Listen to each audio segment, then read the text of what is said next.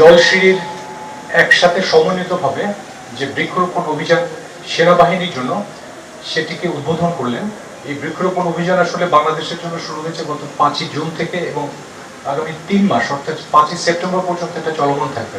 একটা কথা এখানে না বললেই না, 3 মাস সময় বেঁধে দিয়ে আসলে কোনো কিছুকে ঠিক নির্ধারণ করা সম্ভব নয়। 3 মাস একটা আমাদের হয়তো সামনে একটা উদাহরণ হিসেবে দেওয়া, আসলে বৃক্ষরোপণ অভিযানটা সারা বছর ধরেই চলমান থাকতে হয়।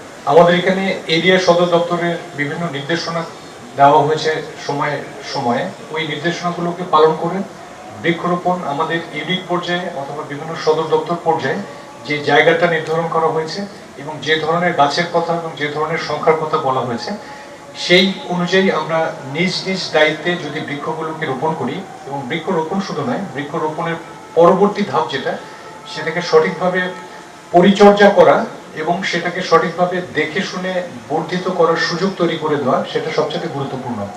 হয়তো 3 মাস পরে একসময় বর্ষাকালটা চলে যাবে, বৃষ্টি কম হবে, এরপরে যখন শুষ্ক মৌসুম আসবে তখন গাছের পরিচর্যাটা আরো বেশি প্রয়োজন হবে। তো আমি আশা করব যে আমরা সবাই মিলে সমন্বিতভাবে এই সিলেট সেনানিবাসটা অন্য যে কোনো সেনানিবাসের তুলনায় তুলনামূলকভাবে নতুন, এখানে প্রচুর জায়গা আছে, প্রচুর সবুজ ইতিমধ্যে হয়ে গেছে। জালালাবাদ সেনানিবাস যেটা আমাদের আরেকটা এই অঞ্চলের আরেকটা অংশ, সেখানে হয়তো জায়গার স্বল্পতা রয়েছে, বাট আমাদের সিলেট সেনানিবাসে প্রচুর জায়গা রয়েছে। আমরা যদি সঠিক এবং সমন্বিতভাবে বৃক্ষ রোপণ করি এবং এগুলোকে বর্ধিত করার জন্য একটা ক্ষেত্র তৈরি করে দিই, তাহলে আজকে আমরা হয়তো এটাকে দেখতে পাবো না, বাট আজ থেকে পরবর্তী 5 বছর 10 বছর 15 বছর পরে এটা অত্যন্ত সবুজ একটা ক্যান্টনমেন্ট বা সবুজ একটা সেনানিবাসে রূপান্তর হবে। ওয়ালটন ফ্রিজ কিনে অনেকের মতো আপনিও হয়ে যেতে পারেন মিলেনিয়াল। সেরা পণ্যের সেরা অফার।